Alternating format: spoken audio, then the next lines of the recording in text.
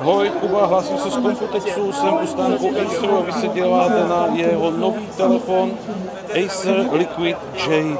Je to 5-palcový telefon, který pohání 4jádrový procesor Mediatek a k dispozici má 1 GB operační paměti.